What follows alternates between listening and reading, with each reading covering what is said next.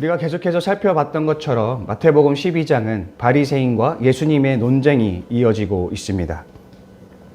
바리새인들은 주로 예수님의 행하셨던 일들에 대해서 지적을 하면서 회방을 놓는 반면에 예수님은 그들의 지적에 변론을 제시하시면서 그들의 오해를 바로잡고 계십니다. 바리새인들이 예수님을 대적하며 공격하는 모습은 오늘 본문 바로 앞의 이야기에서 정점을 찍는다고 할 수 있겠습니다.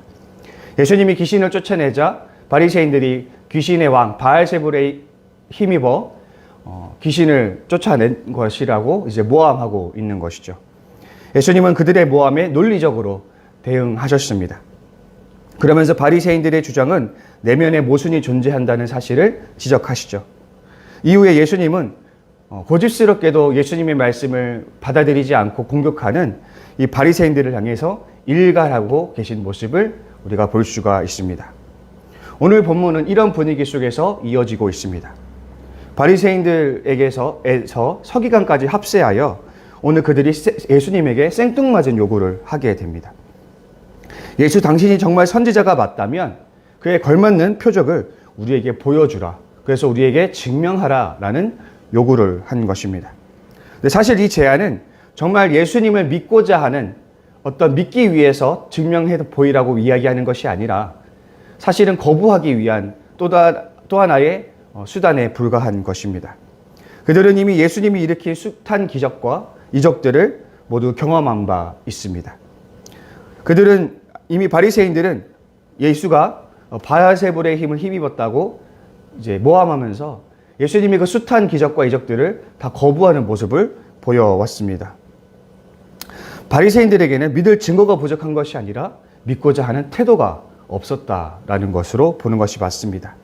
따라서 더 이상의 증거는 의미가 없습니다. 만약에 예수님이 그들의 제안에 이제 응하여서 또 한 번에 그들이 원하는 기적을 보여주었다 한들 아마 그들은 또 다른 핑계를 대고 그 기적을 거부하였을 것입니다. 예수님은 광야에서 시험을 받으실 때 이와 같은 상황에 놓인 바가 있었어요. 사단이 예수님을 시험할 때 두 번째 시험이 있죠. 성전 꼭대기에서 뛰어내려 네가 하나님의 아들임을 증거해 보아라. 네가 정말 하나님의 아들이 맞다면 천사들이 내려와 너를 받아줄 것이다. 이렇게 사단이 시험을 했었습니다. 사단은 예수님이 자신의 개인적인 욕심에 따라서 하나님이 주신 권능을 사용하도록 유도한 것입니다. 인간의 내면에는 결코 부인할 수 없는 인정욕구라는 것이 있습니다. 이 사람에게는 기본적으로 인정욕구와 소속욕구가 굉장히 강력한데 예수님 역시도 이런 인정욕구를 공유하고 있는 인간이셨습니다. 자신을 불신하는 자들에게 부인할 수 없는 이적을 보여줌으로써 자신의 존재를 증명하고 싶은 마음이 예수님이라고 없었을까요? 그러나 예수님은 일체 자신의 개인적 욕심을 이루기 위해서 이적을 행하지 않았습니다. 그분이 권능을 사용하실 때에는 사람을 치유하고 회복시키며 하나님 나라의 영광을 드러내는 목적이 철저히 계산되어 있을 때, 성취될 때 그렇게 계산적으로 치밀하게 기적을 사용하셨다는 것을 우리는 알고 있습니다.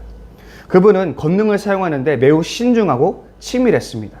자신이 능력을 사용할 수 있다고 해서 함부로 사용한 적이 없으며 철저히 하나님의 뜻에 맞게 하나님 나라의 영광에 맞게 사용하셨다는 것을 우리는 성경을 통해서 배울 수 있습니다.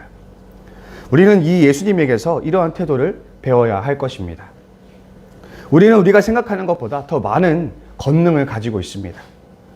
부모라는 지위, 또 회사에서의 지위, 또 고객이라는 지위, 선배, 어른이라는 지위, 또 교회에서 직분이라는 지위, 그 외에도 내가 가진 수많은 그 삶의 영역 속에서 우리가 가진 알게 모르게 미시적인 지위들이 우리 안에 있습니다. 따지고 보면 우리가 남들에게 영향력을 행사할 수 있는 미시적인 부분들이 꽤나 많다고 할 수 있겠습니다. 그렇다면 우리는 이러한 지위를 어떻게 발휘하고 있습니까? 나의 개인적인 목적을 성취하기 위해서 가진 권능을 휘두르고 있지는 않습니까? 내 인정 욕구를 위해서 또는 내 어떤 다른 욕망을 위해서 내 기분의 감정에 따라서 그런 지위를 함부로 내 임의적으로 사용하고 있지는 않습니까? 우리는 우리가 가진 것을 사용할 때 굉장히 치밀해야 되며 신중해야 할 것입니다. 오늘도 사단의 시험은 우리의 삶에서 지속이 됩니다. 사단은 우리를 유도하죠. 우리의 욕망에 따라서 우리의 지위를, 우리의 능력을 사용할 것을 유도합니다. 내 기분, 감정, 체면, 자존심, 내 얄팍한 욕심 때문에 내 능력과 지위를 남용하기를 사단은 바라는 것입니다. 우리가 그럴 때 사단의 욕심, 사단의 유혹에 넘어갈 때 얼마든지 하나님 나라를 저버릴 수 있음을 우리가 기억해야 할 것입니다. 그래서 가진 것에, 가진 지위와 능력의 책임감을 통감하며 신중하게, 예수님처럼 치밀하고 신중하게 주의 뜻을 위해서 사용할 수 있는 저와 여러분이 될 수 있기를 바랍니다. 예수님은 니느웨와 남방의 스바 여왕을 거론하시면서 유대인들의 완악함을 질책하십니다. 요나의 메시지에 니느웨는 한 번에 반응했지만 유대인들은 메시아의 계속되는 메시지에도 시큰둥했습니다.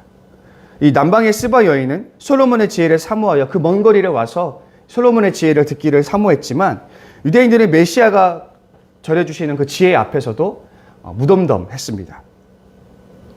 이들의 태도는 그들에게 더 큰 화를 가져올 것임을 예수님은 경고하고 있습니다. 예수님이 뒤이어 말씀하시는 귀신 이야기를 살펴보자면 쉽게 이런 얘기가 될 수 있겠습니다. A가 괴롭히는 B가 있다고 생각해 봅시다. A보다 더 강한 C가 와서 A를 혼내주고 B를 자유롭게 했습니다. 그렇다면 B는 어떻게 해야 되겠습니까? 똑같은 일이 발생하지 않도록 C에게 가서 C와 친하게 지내면서 C의 보호를 받아야 되는 것이 마땅하지 않겠습니까? 근데 가만히 있으면 어떻게 될까요? A가 자신의 세력들을 데려와 B를 도로 괴롭힐 것이 뻔한 일인 것입니다. 예수님의 은혜를 통해서 하나님의 놀라운 은혜를 맛보고도 예수님 편에 서지 않는 유대인들, 그들의 심판의 때에 그 심판이 더욱 엄중할 것입니다. 하나님을 경험한 사람은 미적지근한 태도를 가질 것이 아니라 하나님을 향한 전심으로 달려나가야 합니다. 결국 귀신 이야기가 우리에게 말려주는 것은 무엇이냐면 하나님의 편에 설 것이냐, 하나님이 아닌 다른 편에 설 것이냐, 그 선택의 기로 중에 회색지대에 서지 말라라는 이야기를 하는 것입니다. 그렇다면 우리는 하나님의 은혜를 맛보았던 성도들은 더욱더 힘있게 하나님의 편에 서서 하나님께 전심전력을 다해야 할 것입니다. 바울은 육체의 소욕과 성령의 소욕이 서로 싸운다라고 표현한 바가 있었죠. 문제는 이 소욕들이 결코 우리 마음의 공백을 허용하지 않는다라는 것이죠. 우리를 결코 가만히 내버려 두지 않는다는 것입니다. 만약 우리가 성령의 소욕이 압도되어 살지 않는다면, 그래서 우리의 내면의 공백을 허용하게 된다면 육체의 소욕이 우리를 압도하게 될 것입니다. 그런 점에서 존 웨슬리는 신앙에 있어서 정체란 없다고 보았습니다. 신앙인에게 있어서 정체는 곧 퇴보라고 말한 바 있습니다. 공이 낮은 쪽으로 기울듯이 인간은 죄성으로 기울기 때문이죠. 우리가 매일 예수를 닮아가는 그 치열한 삶을 살아가지 않는다면, 노력하지 않는다면 우리 안에 내재되어 있는 그 악한 본성으로 인해서 우리는 악한 것으로 기울이게 되고, 결국 우리는 악한 본성들이 우리를 잠식하며 우리가 매일 마주하는 세속적 가치관들이 우리의 내면들을 가득 채우게 될 것입니다.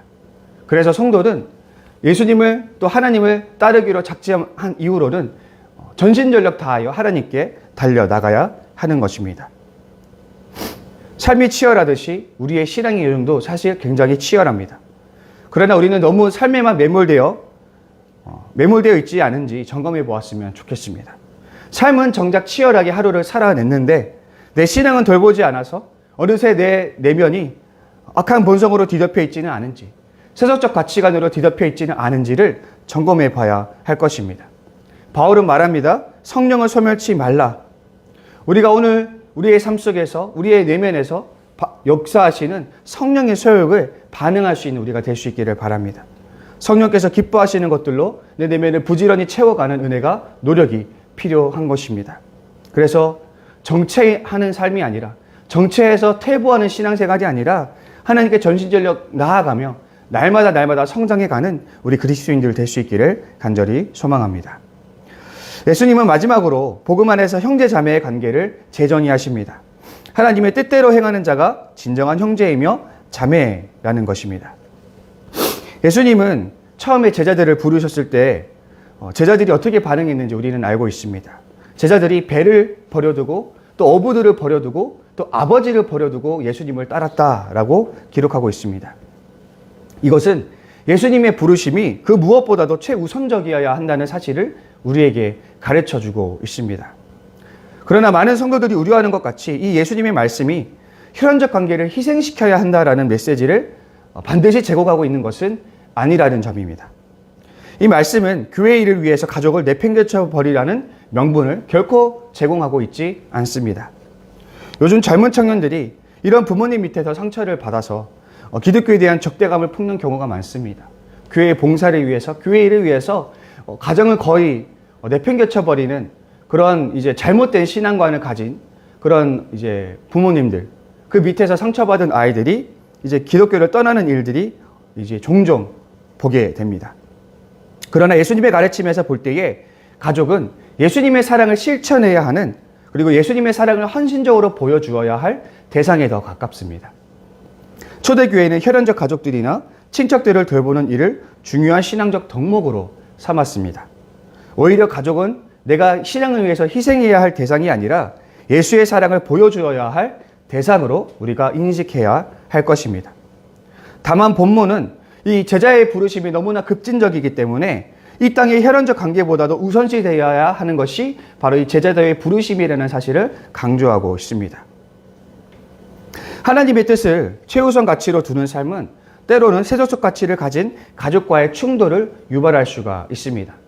그래서 저도 제가 어렸을 적에도 제 아는 후배가 이제 부모님의 반대가 워낙 극심해서 교회를 나오지 못할 때가 있었습니다. 심지어 부모님이 밖에서 방문을 걸어 잠궈서 창문을 열고 이제 내려와서 교회를 참석하는 그런 일도 있었습니다.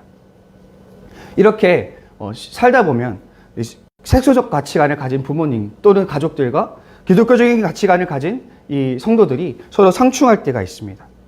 아모스 3장 3절에서는 하나님이 이렇게 말씀하십니다. 두 사람이 뜻이 같지 않은데 어찌 동행하겠느냐. 뜻이 다른 사람은 의미 있는 연합이 불가능하며 아름다운 결실을 내지 못합니다. 우리가 여기서 잘 주목해야 됩니다. 우리가 뜻이 다른 가족들을 섬길 수는 있고 사랑할 수는 있지만 그 가족들과 결코 일을 함께 도모할 수는 없다라는 것입니다. 그럴 때 우리는 가족에 대한 사랑과 헌신의 삶을 보여주면서도 하나님 나라를 단호히 선택하고 추구할 수 있어야 하겠습니다. 결국 그리스도인들은 가족에 대한 양가적인 이해를 동시에 가지고 있어야만 합니다. 가족은 하나님의 사랑으로 섬겨야 할 대상임에는 분명합니다. 그러나 하나님은 나 외에 다른 것을 우선하는 것을 합당하지 않다고 말씀하신 그 하나님의 말씀도 고려해야만 합니다. 우리가 가족에게 가져야 할 태도와 우리가 보여주어야 할 자세가 무엇인지 지혜롭게 하나님 앞에서 구별하여 하나님께도 가족에게도 은혜가 되는 삶을 살아갈 수 있는 저와 여러분이 될 수 있기를 간절히 소망합니다. 우리 시간 함께 기도의 자리로 나아갔으면 좋겠습니다.